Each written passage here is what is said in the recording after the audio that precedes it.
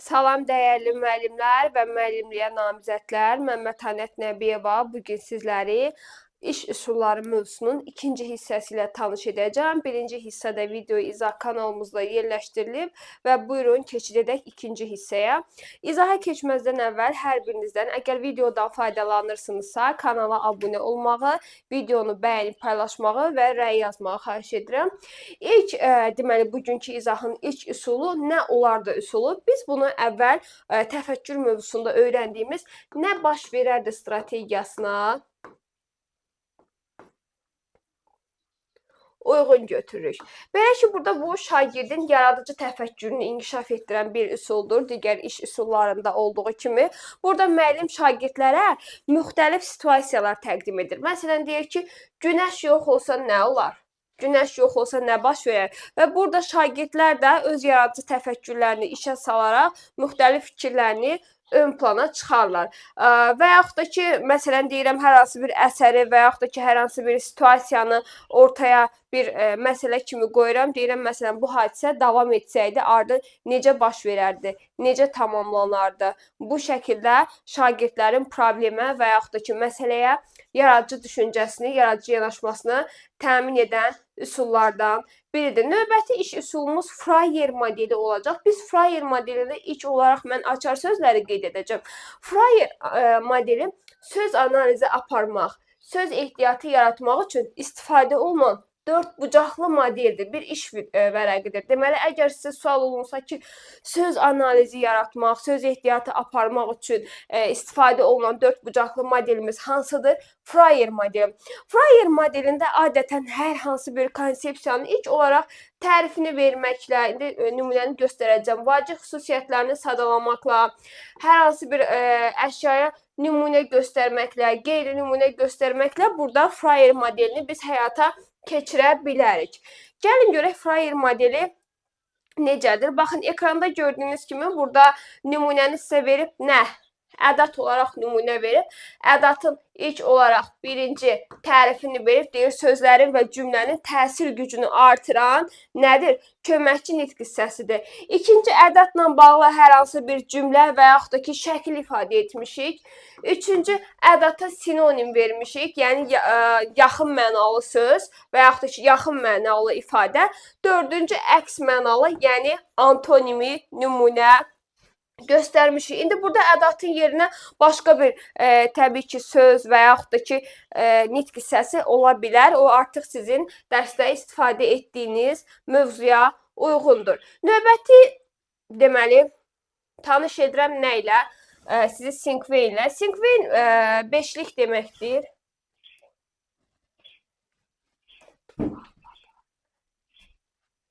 Deməli, Sinkveyn beşlik deməkdir. Nə demək oldu? Sinkveyn beşlik. Yəni, bu daha çox piramida şəklində beşlikdə ifadə olunur.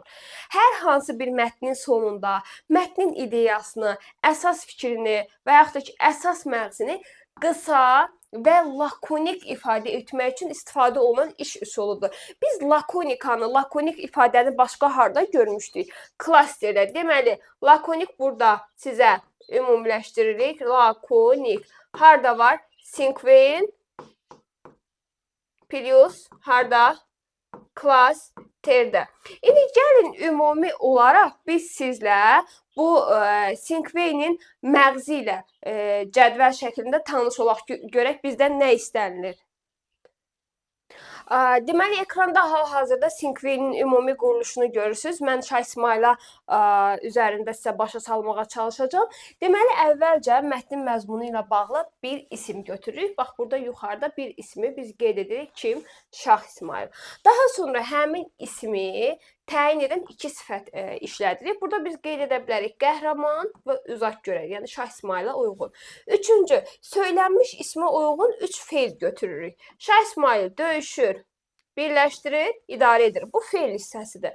Mətnin ideyasına uyğun 4 sözdən ibarət söz birləşməsi ola bilər və yaxud da ki, cümlə ola bilər. Burada da qeyd etmişik ki, Səfəvi dövlətinin deməli, banisidir və yaxud da ki, götürə bilərik Şah İsmayıl Səfəvi dövlətinin banisidir. Sonda da mətnin əsas fikrini bir isimlə qeyd etmək. Yəni, bu Şah İsmayıl kim oldu? İsim olaraq götürürük hökmdar. Ümumi Sinkveyn üsulunun quruluşu haqqında burada sizə danışdım. Şagirdlərdə qeyd etdik ki, ümumiləşdirmə, lakonik, dəqiq ifadə, nəticə çıxarmaq, oxuyub anlama kimi bacarıqları ifadə etdirir. Və burada da yenə də Sinkveynin ümumi quruluşunu piramida şəklində görə bilərsiniz. Bu şəkildə də Sinkveynlə biz nə edə bilərik? İstifadə edə bilərik.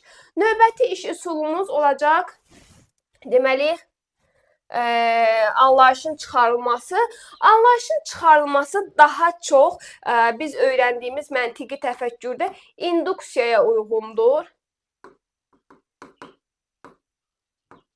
Yəni, nəticədən qaydaya doğru biz burada getmək görə bilərik. Şagirdlərin bilikləri arasında, məsələn, bildikləri arasında nə dərəcədə doğru əlaqə yarada bilib, bilməməsini ölçmək üçün istifadə olunan iş üsuludur. Gəlin indi anlayışın çıxarılmasına bir nümunə üzərində baxaq. Baxın, burada məsələn sizə verib ki, böyürtkən, çiyələk, qarpız, moruq və yaxud da ki, hər hansı ölkələrin paytaxtını verə bilər. Məsələn, Bakı, Pekin, Vaşinqton, Moskva şəklində bunların ortaq xüsusiyyətini ortada sual işarəsi qoyulan yerə yaza bilərik. Məsələn, burada nə qeyd edə bilərik? Meyvə. Və yaxud da ki, daha öncə sadaladığım hissəyə nə qeyd edə bilərik? Şəhər və yaxud da ki, paytaxt, şəhər. Sinkveyn şagirdlərdə qruplaşdırma, asosiasiya yaratmaq, eyni zamanda məntiqi təfəkkürü, müstəqil şəkildə anlayış çıxarmaq, müəyyən bir məsələdə gördüyünüz kimi nəticə çıxarmaq kimi bacarıqları inkişaf etdirir. Ümumiyyətlə, burada iş üsulunda olan bacarıqların hər birini tək-tək əzbərləməyə ehtiyac yoxdur. Sadəcə mahiyyət olaraq nə etməlisiniz? Başa düşməlisiniz. Növbəti iş üsulumuz olacaq karusel. Karusel bir birgə öyrənməni, bir də yoldaş qiymətləndirməsini təmin edən iş üsuludur. Məsələn, Loru dildə bunu necə yadda saxlamaq olar? İş yoldaşlarımızla birlikdə karuselə getmək. Və karusel adətən saat əqrəbinin əksi istiqamətində baş verən, həyata keçirilən bir üsuldur. Bəs necə tətbiq edirik? Şagirdlər ilk öncə müəyyən qruplara bölündü. Birinci qruplara böldük, düzdürmü? İkinci tapşırığımızı verdik. Məsələn, Səfəvi dövləti haqqında araşdırma. Üçüncü, tapşırıqlar hər qrup tərəfindən yerinə yetiriləndən sonra üçüncü, məsələn, A qrupu yetirdi, böldük A, B, C şəklində. A qrupu tapşırığı yerinə yetirdi, ötürür B qrupu. B qrupu baxıb əlavələrini edəndən sonra iş vərəqinin növbəti C qrupuna ötürə bilər. Və beləliklə bu iş vərəqləri karusel istiqamətində, karusel kimi qruplar arasında nə edir? Dövr edir. Şagirdlərdə də təbii ki, məntiqi tənqidi təfəkkürün inkişafı, müstəqil düşünmə, ünsiyyət, dəyərləndirmə, ümumiləşdirmə, qarşılıqlı əlaqə kimi bacarıqları inkişaf etdirir. Növbəti bəhs edirik nədən?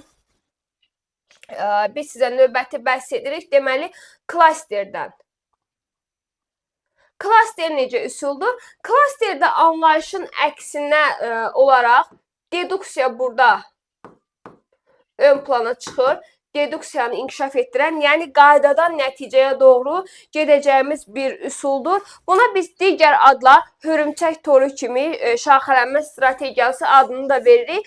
Şagirdlərdə daha çox asosiasiya, anlayışlar, ideyalar arasında əlaqəni müəyyənləşdirmək, köhnə bilikdən yerində istifadə etmə, sistemləşdirmək, lakonik ifadə. Lakonik ifadəni biz həm də harda qeyd etmişdik? Sinkveyndə. Bir də müəllimlər, bura qeyd edəcəm, köhnə biliklərdən yerində düzgün istifadə etmək üsulu. Bir, deməli, klaster də öyrənəcəksiniz. Bir də qeyd edin, götürün. Aksiyon. Aksiyon iş üsulundadır. Klasterin gəlin ümumi quruluşuna baxaq. Və yaxud da ki, mən burada sizə başqa bir nümunə şəklində də veriləcəm. Tutalım ki, mövzunu götürürük, ana vətən götürək. Ana vətən. Buradan artıq klasterimiz müxtəlif qollara şaxələnəcək. Şaxələnəcək qollarda biz ana vətən haqqında ümumi anlayışları qeyd edirik. Baxın, burada mövzu götürülüb vətən, ədalətli hökmdar, eyni zamanda götürülüb nə? Əmək, anaya nə götürüb? Anaya məhəbbət, ananın fədakarlığı, ananın borcu. Yəni, şaxələnmə şəklində həyata keçirilən bir strategiyadır klaster. Növbəti bəhs edirik müzakirə xəritəsindən. Müzakirə xəritəsi müzakirə üsullarından biridir. Hər hansı müəyyən bir məsələ və yaxud da ki, problem ətrafında müəyyən ideyaların, ideologiyaların və yaxud da ki, informasiyaların qarşılıqlı bir fikir mübadiləsidir. Açar sözü olaraq sizə veriləcək tənqidin, təkliflərin nəyi? Qarşılıqlı fikir mübadiləsi. Və yadda saxlayırıq ki, müzakirə xəritəsi nəyi qurmağa yönəlib? Şəxsi, konseptual anlayışı qurmağa, ideyaları əsaslandırmağa yönəlib. Və eyni zamanda burada nədən dedik ki, istifadə edirik? Müzakirə texnikasından. Ardıcıllıq da ümumi belədir. Məsələn, geniş spektrli bir sual veririk. Məsələn, yeni ənənəvi olaraq götürə bilərik ki, çirklənmə və çirklənməyə qarşı mübarizə. Sualımız bu şəkildədir. Qarşı tərəfdən də bu mübarizə üsulları ilə bağlı müəyyən fərziyyələr gəlir. Fərziyyələrdən sonra üçüncü addım olaraq o fərziyyələri əsaslandırma istəyirik ki, məsələn, niyə belə olur, nə üçün belə fikirləşirsən? Dördüncü artıq alternativ fikir ideyalara şagirdlər, başqa bir yollara sövq edə bilərik. Beşinci deyir, fikirləri əsas mövzuya, yəni o çirkləndirmə, çirklənmə ilə qarşı mübarizə üsullarına sövq edən suallar veririk, yönəldici suallar veririk. Altıncıda deyir ki, müzakirənin sonunda əsas məqamlar, deyilən fikirlər ümumiləşdirilir və bir daha vurğulanır. Şagirddə də ümumiyyətlə proqnozlaşdırma, əsaslandırma, dinləmə, nəticə çıxarma, fikir ifadə etmə kimi bacarıqları neyləmiş oluruq? İnkişaf etdirmiş oluruq. Növbəti ən çox istifadə edilən üsullardan biri BİBÖ üsuludur. BİBÖ daha çox həm diaqnostik qiymətləndirmədə, formativ qiymətləndirmələrdə biz BİBÖ-nü görürük. Bilirəm, istəyirəm, bilim, öyrəndim şəklində olan bir texnikadır. Deməli, BİBÖ, məsələn, tutalım ki, dərsin deyir əvvəlində şagirdlərə müəyyən cədvəldə mövzu təqdim olunur və şagirdlərdən mövzu ilə bağlı nəyi bildiklərini soruşuruq. Yəni, bilirəm hissəsində şagirdlər mövzu ilə bağlı nə bildiklərini qeyd edirlər. Daha sonra mövzu ilə bağlı nəyi bilmək istəyirlər? Bunda ikinci sütunu doldura bilərik və daha sonra üçüncü sütunda əldə oluna bilən, yəni nəyi öyrəndimsə, üçüncü sütunda qeyd oluna bilər. Şagirdlərdə də əvvəlki bilik və təcrübə ilə bağlı yeni biliklər arasında əlaqə yaratmaq, bunu biz həmçinin 3-2-1 Freyer modeli plus mən kiməm texnikasında qeyd etmişdik. Şagird düşüncəsini optimallaşdırır. Baxın, problemi optimal həll yolundan söhbət gedəndə bu sinektikadır. Əgər şagird düşüncəsini optimallaşdırmaqdan söhbət gedirsə, bu BİBÖ-dür. Eyni zamanda biz qeyd etdik ki, şagirdlərdən yeni köhnə biliklər əlaqələnir, şagirdlərin bilikləri arasında əlaqələnmə müşahidə olunur. BİBÖ cədvəldə baxın, birinci sütunumuz bilirəm, ikinci sütunumuz istəyirəm biləm, üçüncü sütunumuz dərsin sonunda, dərs prosesi gedişatında öyrəndiklərimiz bu sütunda məhz qeyd olunur. Sonra keçid edirik növbəti iş üsulumuz akvarium. Akvariumu da müzakirə üsulu kimi, yəni Sokrat müzakirəsinin bir versiyası kimi adlandıra bilərik. Burada qruplar əsasən daxili və xarici qruplar olaraq iki hissədən ibarət olur. Daxildəki qrup, baxın, daxili qrupdur. Və ikinci hissədən ibarət olan daha kənarda görünən qrupumuz xarici qrup adlanır. Xarici qrup və daxili qrupun burada işləri nədən ibarətdir? Məsələn, deyək ki, xarici dairənin nümayəndələri daxili dairədə baş verən müzakirəni diqqətlə dinləyir.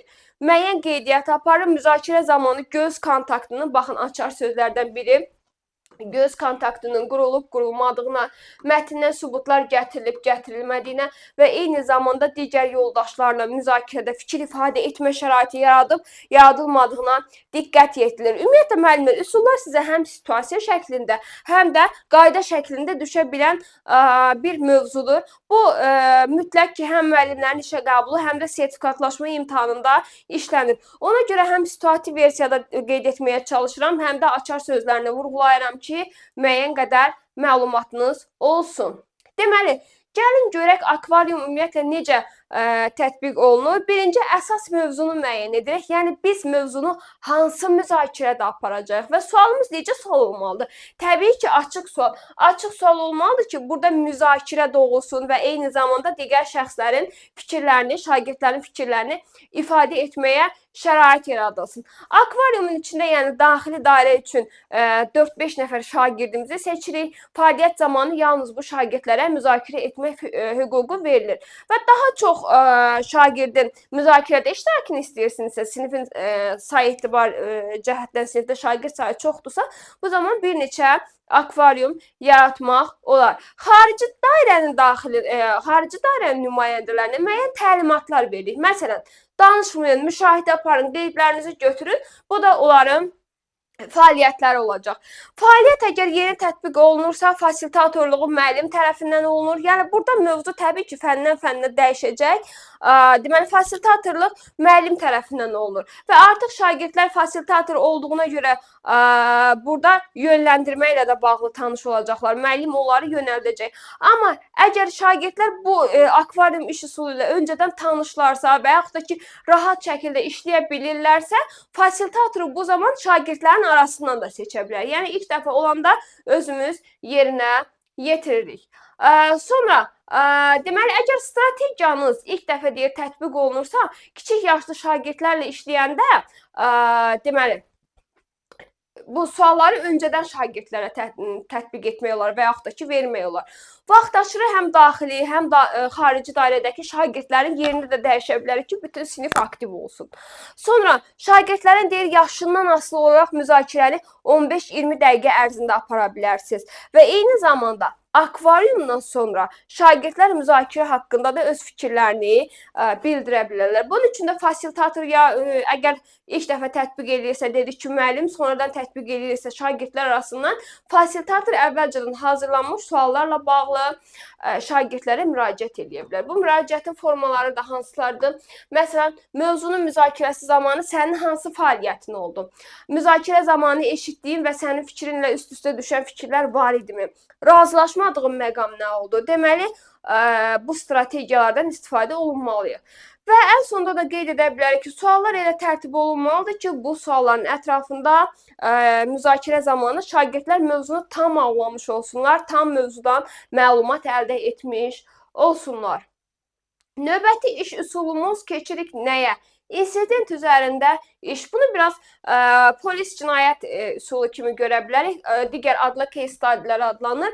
Olmuş, yəni real həyati hadisələr üzərindən problem həll etmə bacarıqlarını inkişaf etdirmək üçün həyata keçirilən bir üsuldur.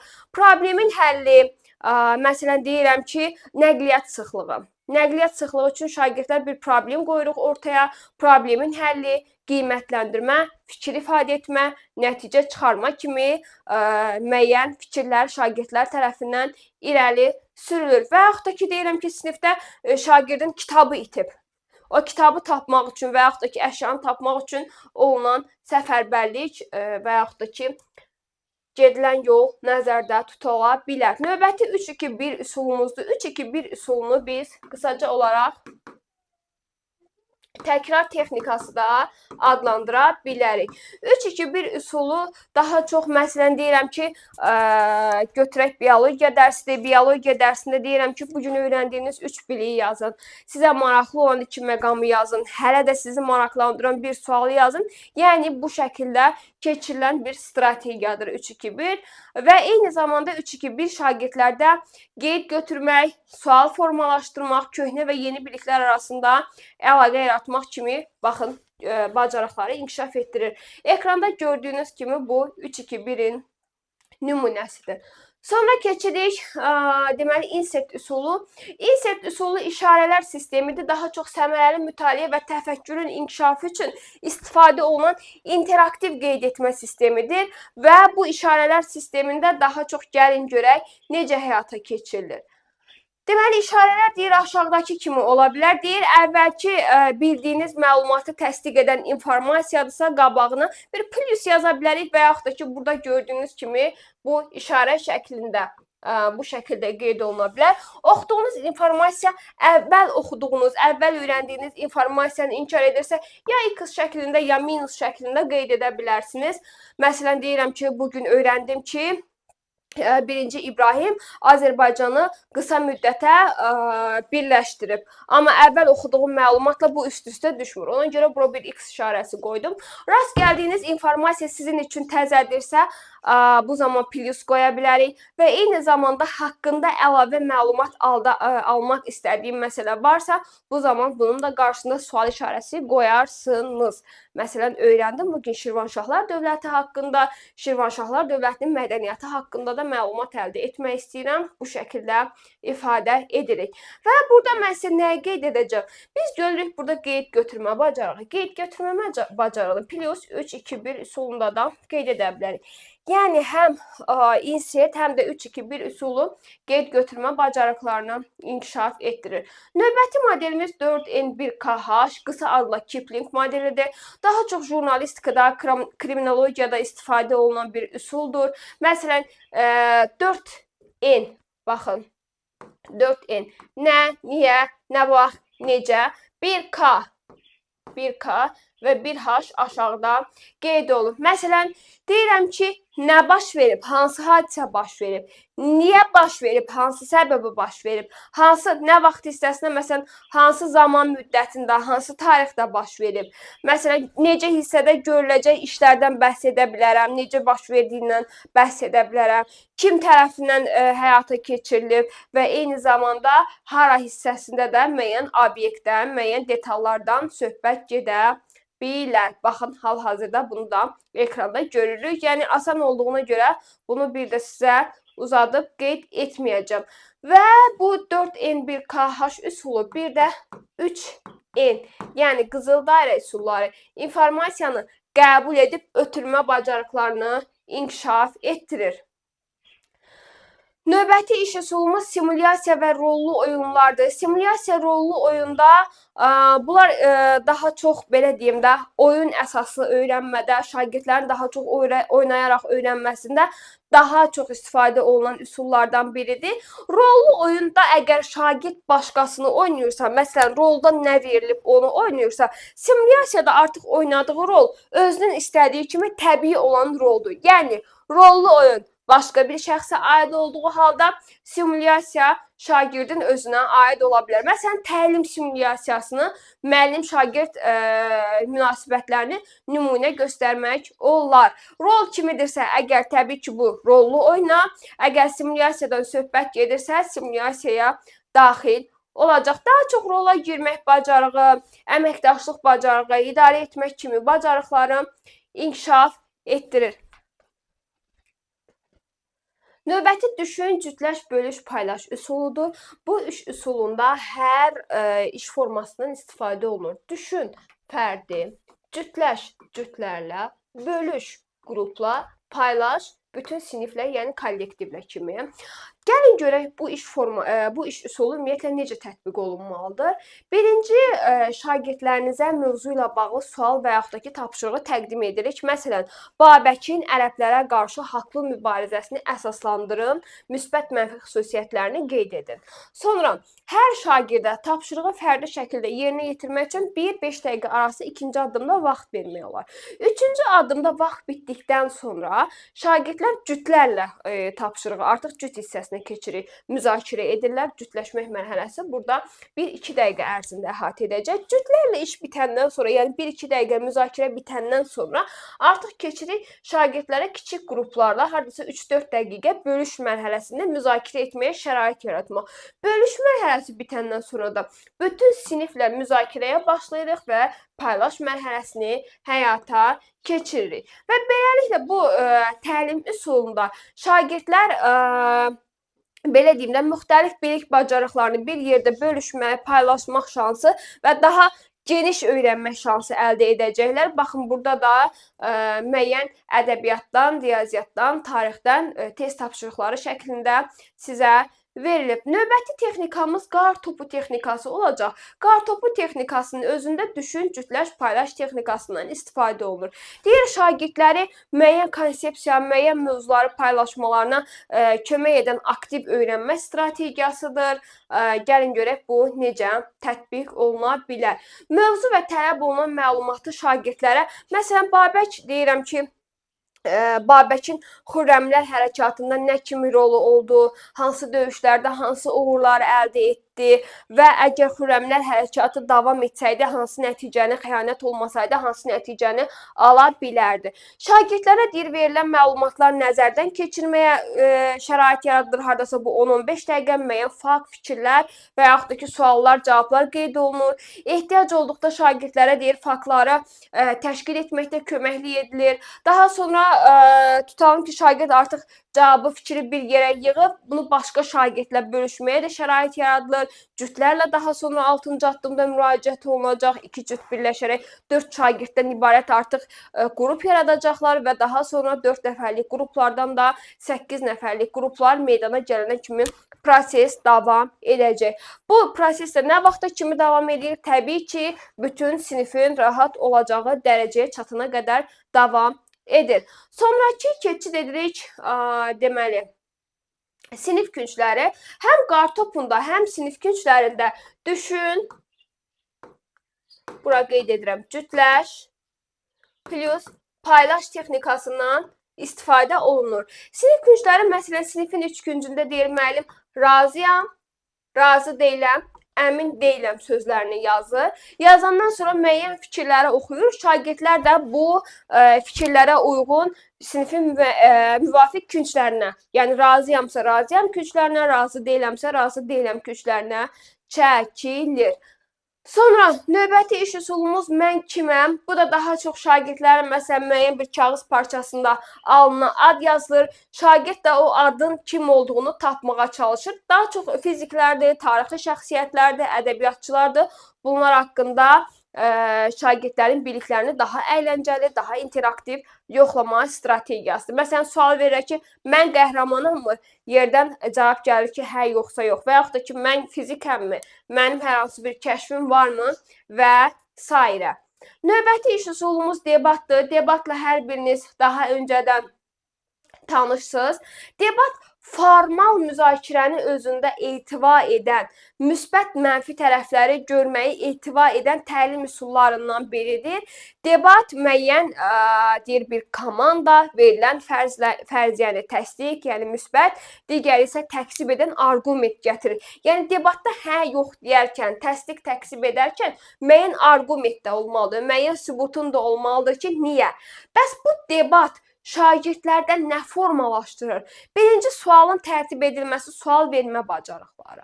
Daha sonra qərar qəbul etmə bacarıqları, mövzunun araşdırması, əsas anlayışla iş, nəticə çıxarmaq, təhlil etmək kimi bacarıqları şagirddə inkişaf etdirir. Və tədrisdə şagirdlərə debat nə qazandırır? Birinci, sərbəst çıxış etmək bacarığı, müstəqil komanda ilə işləmək bacarığı, fikri düzgün şəkildə qarşı tərəfə çatdırmaq bacarığı, inandırma, təqdim etmək kimi bacarıqları inkişaf etdirir. Debat zamanı riayət edilməli olan tələblər hansılardır? Öyrənməyi öyrənməkdir, aydınlıqdır, natiqlikdir, düzgünlükdür və əsaslandırma bacarıqları. Elə adından göründüyü kimi öyrənmə hər bir mövzu araşdırılır, informasiyalar əldə olunur. Aydınlıqdırsa sübutu aydın, sadə dildə, başa düşülə bilən dildə qarşı tərəfə təqdim etmək lazımdır. Düzgünlükdürsə inandırma, eyni zamanda bəzən də üstün gəlmək naminə nəyisə yanlış şəkildə qarşı tərəfə təqdim etmək olmaz. Ona görə də bunu düzgün şəkildə. Hörmət adından göründüyü kimi hörmət, qarşı tərəfin fikrinə hörmət etmək lazımdır. Verilən rəylərə dözümlülük, fikirlərə dözümlülük nümayiş etdirməyi bacarmalısınız. Əsaslandırma nədir? Arqumentin güclü olmalıdır. Yəni zəif arqument deyil də güclü arqument gətirməlisən. Natiqlik də fikirlərin düzgün, səlis şəkildə, təsirli şəkildə qarşı tərəfin diqqətinə çatdırmaq. Sonuncu Bloom kubudur. Bunu idrak taksonomiyasında daha yaxşı öyrənmisiniz. Məsələn, Bloom kubunun üzərində müəyyən bir fəaliyyəti həyata keçirir, adlandır, izah et, tətbiq etmə, nə üçün, özünü ifadə et, yenisini yarat. Adlandırı biz daha çox xatırlamaq mərhələsinə uyğun götürürük. Niyə, nə üçündürsə, əgər izah etdisə, bunu anlamaq mərhələsinə, niyə, nə üçün bunu götürə bilərik, təhlil mərhələsinə, tətbiq etmək mərhələsində sonra nümunə göstərə bilərik. Yaratmaq mərhələsi ilə bağlıdır və özünü ifadə etmək daha çox deməli nə ilə bağlıdır? Tənqid mərhələsi ilə bağlıdır. Sonra gəlin görək bu şagirddə hansı bacarıqları formalaşdıracaq? Təbii ki, məsələyə müxtəlif cəhətdən nəzər salmaq, təhlil etmək, inteqrasiya etmək, sual tərtib etmək kimi bacarıqları formalaşdıracaq. Yadınızda saxlayın ki, interpretasiya etməkdən söhbət gedirsə, bu sinektika, inteqrasiya bacarığından söhbət gedirsə, biz bunu Bloom kubu götürürük. Əgər Bloom kubunda yenə başa düşmədiyiniz məqam olsa, nisbətən qısa qeyd etməyə çalışdım. Videonun rəy bölümündə qeyd edərsiniz, sizə nümunə şəklində göndərərəm.